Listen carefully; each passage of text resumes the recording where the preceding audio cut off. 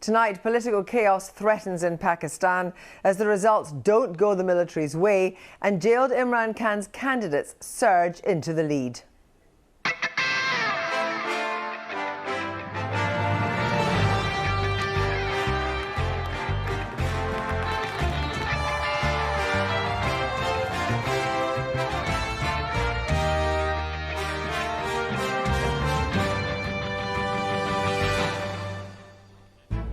In the teeth of violence and claims of vote rigging, will democracy win out in Pakistan?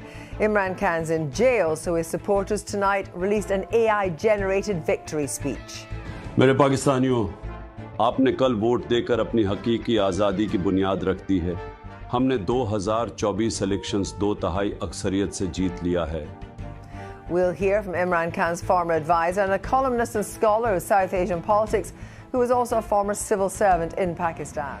Good evening. Pakistan is in political chaos tonight after an election marred in violence and allegations of poll rigging in which the military tried and failed to control the outcome.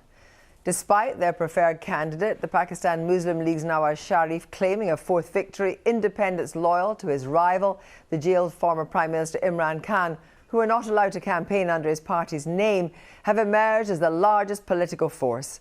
Tonight, there is no government in Pakistan. Sharif has both claimed victory and admitted that he needs a coalition to form a majority. Here's Joe Inwood. This was not supposed to happen. Their leader was imprisoned. Their party was shut down, forced to run as independents. Even their symbol, the cricket bat, was banned from ballot papers. Yet, somehow, last night it was supporters of Imran Khan who were celebrating. For some, a triumph of democracy. After all of that, the fact that they were able to muster the kind of performance that they did is a testament to two things in my view. One, Pakistan's people believe and own up to the fact that they have a right to elect a democratically elected government.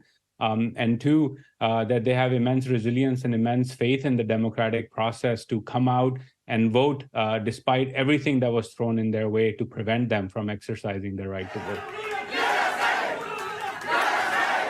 But it was also testament to the failure of the army to cope with the technology and techniques of Imran Khan's party.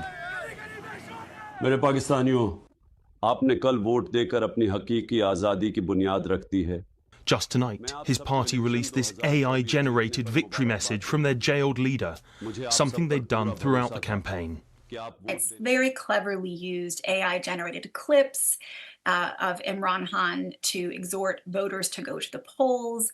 They asked on polling day, when the internet shutdown was announced, they asked people to turn off the passwords on their internet. So when people were out in neighborhoods and seeking information about whom to vote for, they had access to the internet, even though they didn't have it through their mobile phones.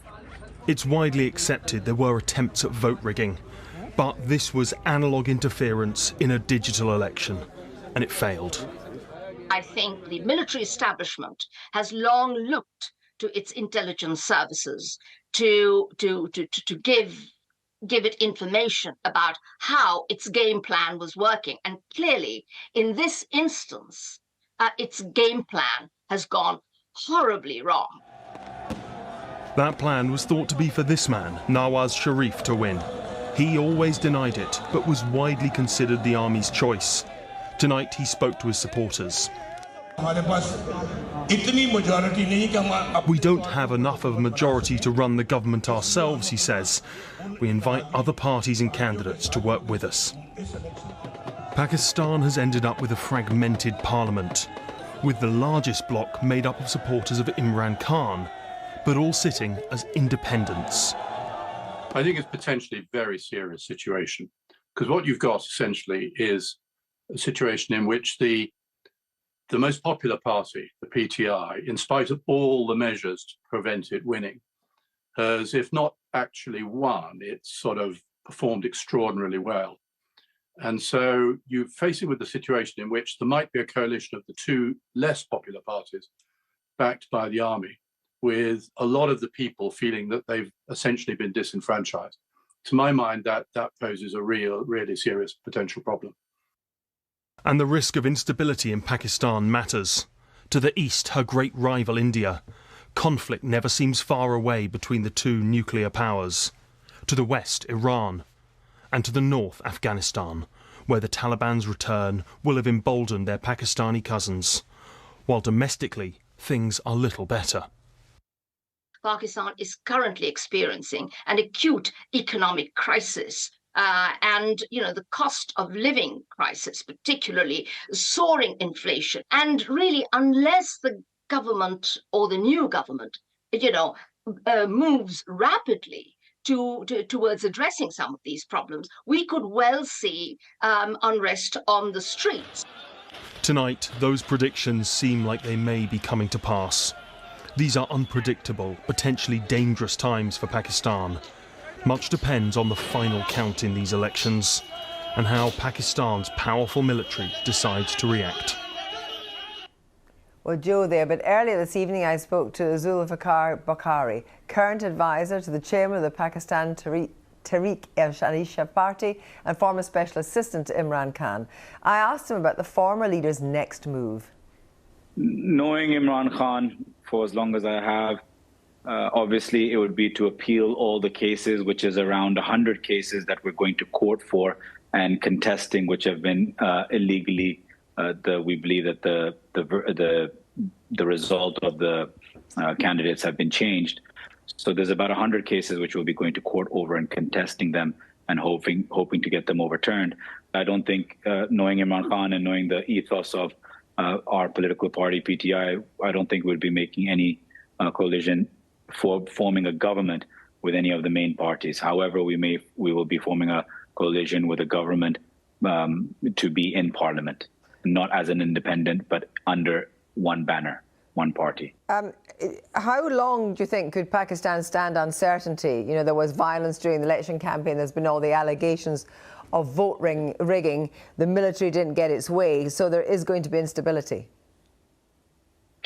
I think the instability will still continue simply because of the reason that whichever alliance is made, this hop-chop sort of government that's trying to be formed at the moment with 40, 50 seats from each other party, it's again going to lead to exactly what we've seen in the last 16 months, which is all the parties combined against us. And it didn't work the first time. Pakistan saw a massive rise in inflation, or the dollar against the rupee went from 190 rupees to nearly 400 rupees. I think you're going to see the same thing. Well, we know, of course, that Imran Khan has been sentenced to 14 years. What are the chances of a release? I think the minute we get to a higher court, the sentences were given in a lower court. The minute we go to the high court and the Supreme Court, we are extremely confident that he will be released, and a lot of the charges, if not all, will be thrown out on legal merit and procedural merit. Will he call, do you think, for peace in the country just now? We've always called for peace. We've never wanted anything but peace. But the only thing is that peace doesn't mean staying silent. Peace, we want peaceful protest. Whenever we've had one, we've always wanted to be able to express the freedom of expression peacefully. So providing that the courts take every candidate that has been mistreated and the people's mandate that has been stolen from them is restored, we will continue to go by everything by a political and legal manner as we always have done. And finally, David Cameron raised, and in a statement, serious concerns about what people in Pakistan had raised about the possibility of the unfairness of the vote.